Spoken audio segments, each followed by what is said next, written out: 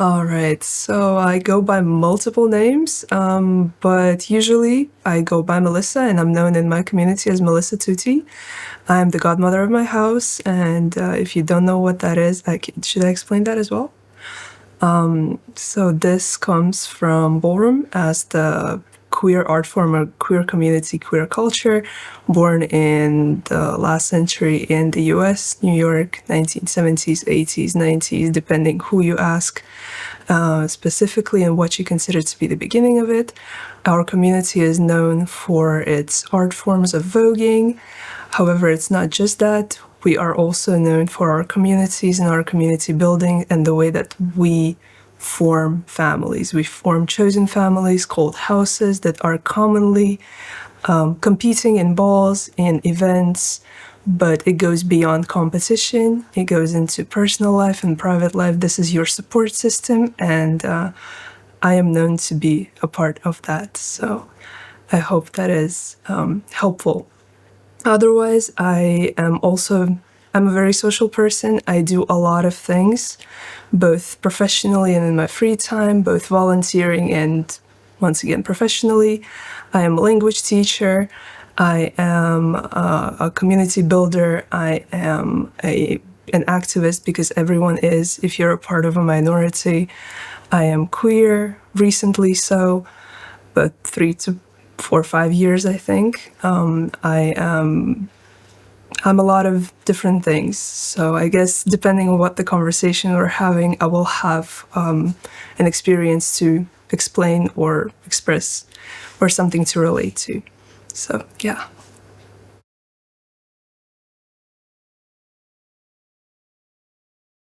I always thought that I had equal footing and equal chances with everyone until I started to learn more about things. Like, I've started to learn more about myself, which is a lot of these things are not something that you can just know from childhood. You can just feel like something is kind of off, something is not kind of there, or you just can't relate to everybody, or the universal experiences aren't really universal for you. So I find myself to be freshly queer, so I don't belong in neither heteronormative society nor do I feel a part of a queer one, because I didn't socialize as a kid as a queer person. So now, while I am queer, I don't share a lot of experiences, as in growing up queer, which is a little jarring. It sets me apart a little bit, but I'm always really into listening and hearing what other people have to say, and see if I relate or if I can see myself having experienced that without really acknowledging it. I sense neurodivergency in myself, which is also a recent found, because I think most of us, if the participation barriers aren't as pressing, or they are hideable in a sense, if you can kind of push through and figure out your way to not be different, then a lot of us start to figure this stuff out only years later. Like, I think only after I've gotten into my mid-20s that I figured out that there are some things that definitely are different.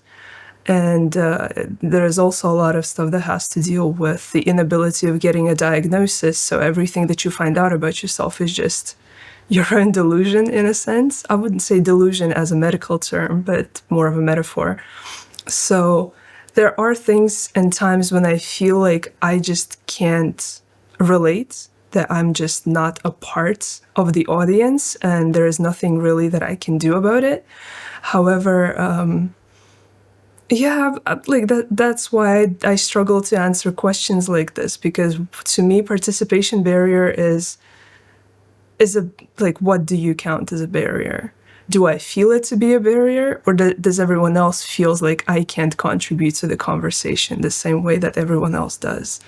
Does it have to do something with me feeling like I don't belong, or does it have to do with other people thinking that I don't belong? Because barriers are interesting that way. They can be both two-way street and they can be a one-way street.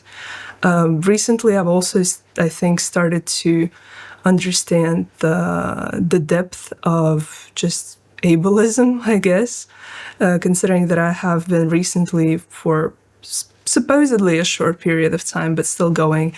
I've experienced a trauma that affected my mobility, so I can't get to places, I can't move, I can't work the way that I used to before, just because I can't leave my house.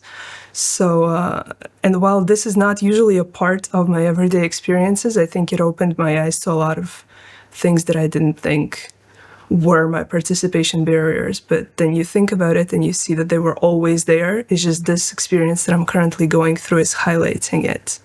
I hope that was a good answer to this.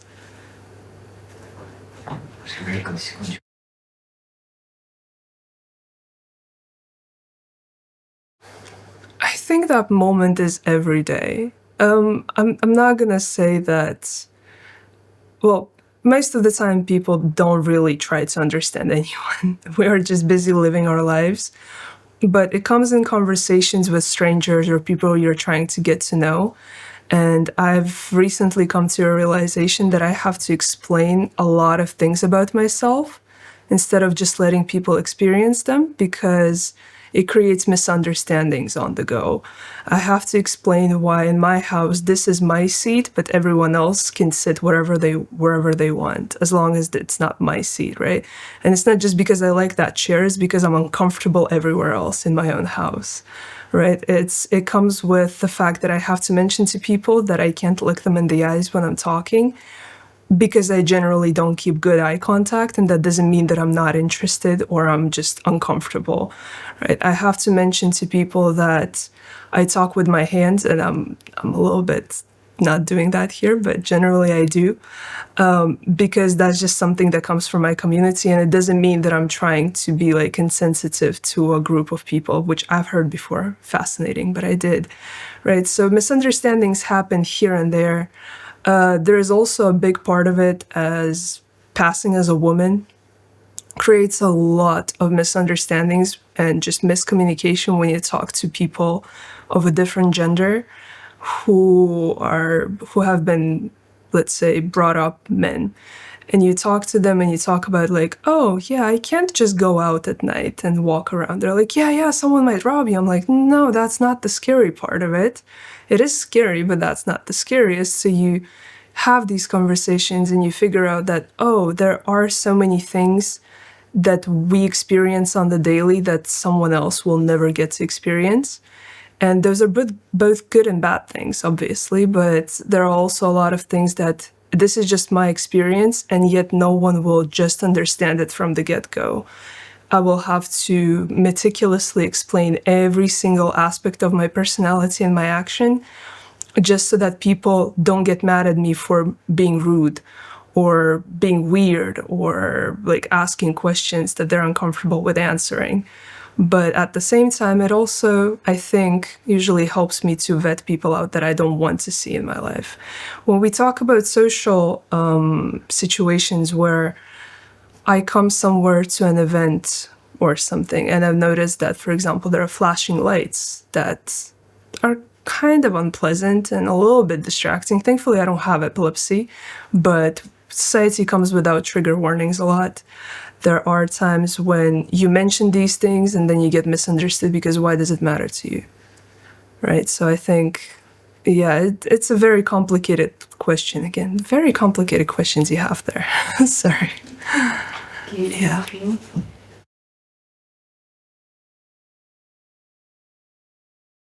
Oof. A lot of these come with how I look, because and this goes in hand with autism, I think, because a lot of times when we grow up, we try to be pretty, we try to look a certain way to be societally acceptable, to be seen as pretty. However, my definition of pretty didn't match. So when I was trying to be pretty, I knew that I wouldn't be able to be pretty by societal expectations. I wouldn't be able to be seen as the typical naturally pretty person.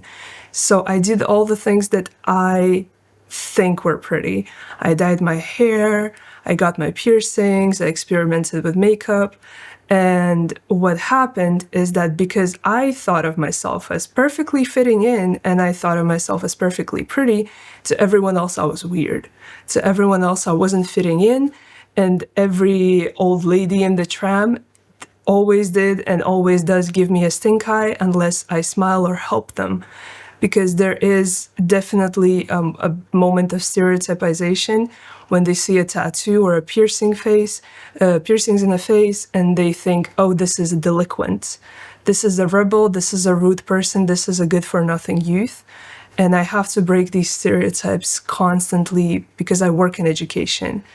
I had to break these stereotypes with my own family, who was adamantly against my alternative looks, because they were afraid that I wouldn't be able to get a job, because people would stereotype me as someone who is not serious and not professional, which, according to my employers, is not true at all. So thankfully, the world is moving slowly away from it.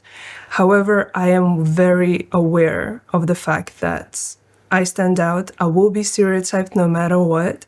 And there will be situations in my life when I'll be not able to do anything about it. Because as much as you can think of these things as a choice, even if I look normal, I have no piercings, my tattoos are hidden, I'm not wearing crazy makeup and you can't see my hair, there will always be something that will make people look at me different. Sadly, that comes with the fact that we, in a neurotypical society, are very focused on pattern recognition in a way that something stands out as automatically a threat and weird, and then stereotypes are born from that. As someone who is on the receiving end of those quite a bit, I'm not really happy about it, but I also understand that it's a human trait that sadly, currently, is nothing can be really done aside from small changes that we're already doing, small things that we're already changing in the society, about not judging a book by its cover, about being nice to strangers, things about just asking questions instead of assuming, changing social norms, but all of that is a slow process. So I do experience it. It's nice and it's also sad both at the same time.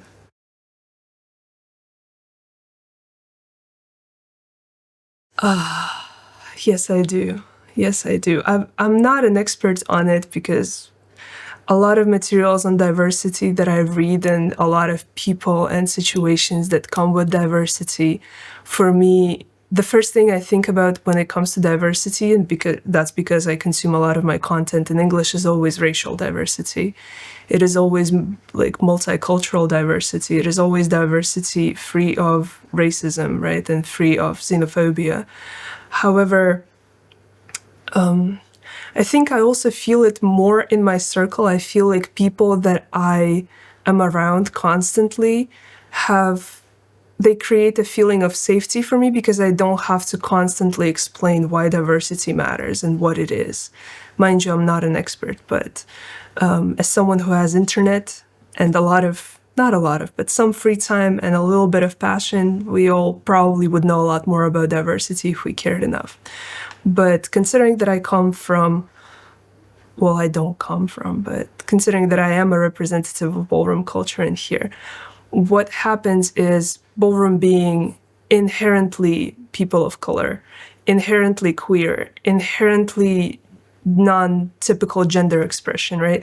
So all of the diversity that we see in there is something that is not very societally appreciated most of the time. So in order to navigate that and make everyone feel truly welcome, you do need to learn a thing or two about diversity. And I think that's the thing that we keep working on. Living with foreigners, living with people, talking to people who are different always gives me a sense of not everyone thinks the way that I do. Not everyone experiences things the way that I do. My housemates being foreign also, like, we feel like we're very similar, but then you discover that, oh, they've never had that experience, which to me felt like something super surprising, right? So other examples are always going to other countries with your own social bubble, which is what we do usually when we go to voguing events, right? When we go to balls with our house or my friends, they are part of my bubble and a big part of it. And the moment we go somewhere else, you truly notice how ballroom, although every scene, every country has their own little flavor of it, the diversity is the same. There might be fewer or more of people of color depending on the demographic of the country, but everyone is still welcome all the same. You see people expressing themselves in a myriad of ways that you wouldn't even think, but you don't question it because they're allowed to do that. That's a safe space. And you learn more by just looking at people, by talking to people, than learning things from paper. I've had plenty of conversations surrounding, like, let's say, race, right, with my own bubble. And it is also interesting that while we all agree on things, there will always be things that we just don't see the way that each other do. Like, the way that I see things will not be the way that my friends see things. And in that exchange of information, in that exchange of opinion and emotion, as much as it should be respectful and, nice, we like each other, we don't want to fight. In that, I think our understanding of diversity grows. We invite people here for interviews, we create functions, we make balls, we talk to foreigners, and that grows the understanding of diversity that I have. Because every single thing that I have learned comes comes from a person who told me something about their life. And I think if we really listen to one another, we would have a deeper understanding of diversity, even if it's not race, even if it's just, experiences with ableism, for example, in society. There are so many things that you feel in your body that you could not even imagine your life without until you learn that someone can't. There are so many things that my friends don't think are a problem until I've broken my ankle and they came over and they're like, oh, so, and then they see how my whole body language and my whole behavior changed just because I can't move one part of my body. But what happens when someone can't see? You go, oh yeah, they can't see, but you don't understand how many things in our lives are actually dependent on our seeing, right? How many things in our lives depend on being able to move one toe, or how many things in our lives depend on being able to talk, right? Because there are so many things that you go, oh yeah, it's just totally fine. But this is also the diversity that we need to be talking about. And I think through my own experiences and through experience of people that I personally know or have talked to, the more I experience is the more I learn. So yeah, I hope that also answered it. I think I'm losing myself a little bit when I talk. Yeah.